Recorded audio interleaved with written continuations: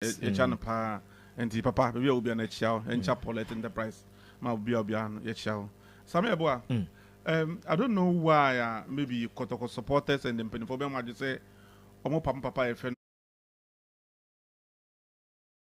no ye Karim Zito now why woman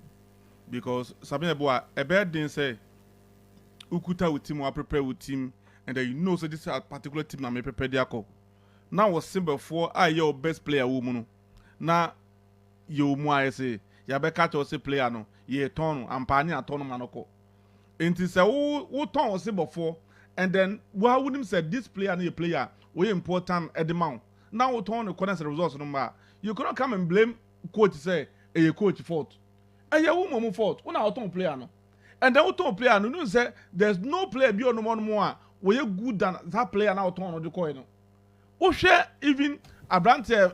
other trackers no na you ask me even come poku ne form no nye player na man formatiko ne form no tiko last season ye be wie league na come poku form no nko hwe abetamu that time abetamu a no Kotoko ball 4 games onya 8 points out of 12 onya 8 points one team one man consider go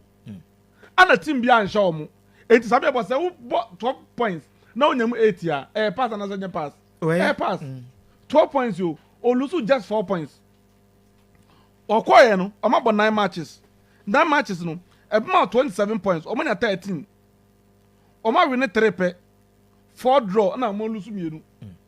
enti out of 27 unya 30 went to many half of the points na unya no enti we actually say indeed the player now turn no affect team no and then all the supporters in the Kotoko for your way so Obana the batu Karim Zito say Karim Zito nti ana team no move forward onu na lose match on win match nti no yem pamo na ka kamya ko yese o nkrofo bi wonu a wo say pamo mo first and say na mo apamo Karim Zito yes because mu jan wono I don't say Karim Zito na assassin player say yen top player no mu jan odi ni ya adwuma wie ana results no that one be question no but new players and the Kotoko for player Kotoko supporters and everybody do be o we asbe nim say kwame poku na drive Kotoko team ko animu ya ndu ba ma ton mo manoko abetamu mo ma ton no manoko sam ebo a na wie ba ka tell say yem fa so won sam mo me yem mo masa nwiem na yem fa mpane yem fa ayi apia enwo memfia na woni mani ni ye mumpe good striker man next season onu ampe bi na mo ntoma no January na next season na say amfa dia de no question na metewase but some over question case opam coach na don't know the reason to opam coach anything opam coach even managerial skills our players no kwa double mu kwampo de mamo na omukọ play omukọ yes since omukọ di sebi ensemhunu ya omukọ ya omukọ FIFA omo anye en fa mo some such players some of the players board man I say camera this particular game any kwa so them camera this particular game so them goalkeeper watu wo no judge na wona chinya sabo free na to different place nenu kwa se so perifon ko mo edo mo na sifom no mama goalkeeper na trance no ko mo mada goalkeeper ko da bo man ko da mu o hwe Kotoko players ekuta almost started this particular game me hu la na prime mu say Kotoko belusu this particular game Kamara Joseph Amoa Musa Hamzata ya Abrante friend Samba Onel Zakaria Fuseni enebo in the midfield set Kojo when the last one set Kojo nko agire mu in the midfield ball emfa because uko hoyefo na they have Francis Odunmo and Kasim Muhammad mo any Daniel Osai mo hon mo a Osman mo Samia bo mo jono they almost be press won in the major bonus friends you can't and said Kojo himself said Kojo performance order that this season and improving obeti be do what say this particular game you are kwa now kwa team wa ko Beche United akoshe Beche United oba who the side result kwa go against no metiase because Nkaraka wo another center back bi horum eka Abrante ya friend eka say even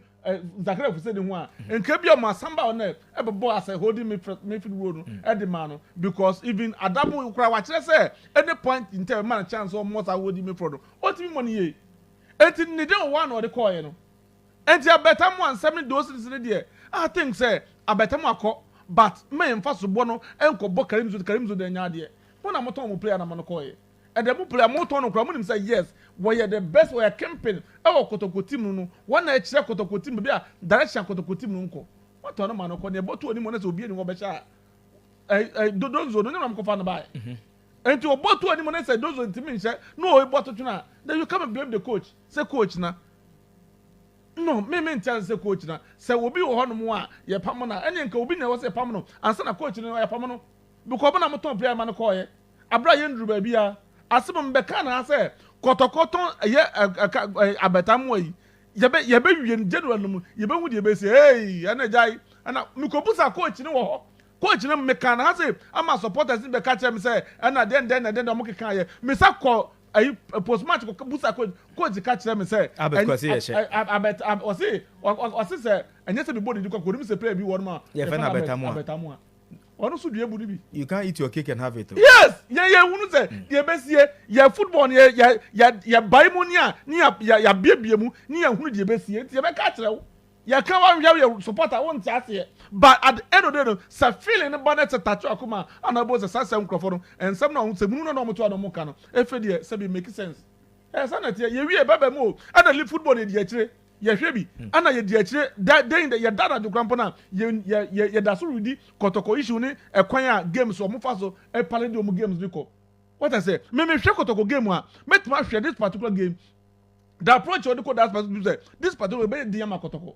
ye na ye hwe ye rudi enti defi ye be ka kire wa o be ka se fufuro bado de no o de ye bo be maye sanate eti mo fa support but subodon ko coach nko mo so fa suboni bi no mo make sure say next season no can say January ya no o mo be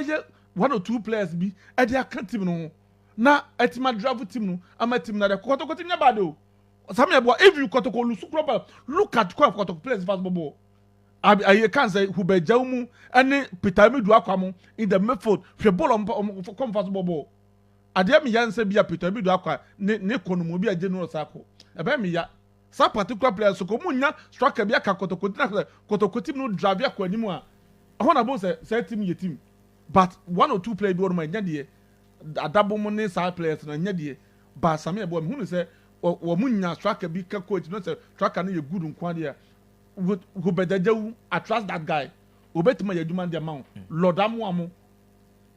obetima ye djuma no e de ma Kotoko but ade ba ko no say sa camera issue na see ye ema eye emosofe ko hu ya ehu asem ba ya ye keka kan radio so no say mpeni fodom na sifom na abrante fe no camera no kaso kwotana bench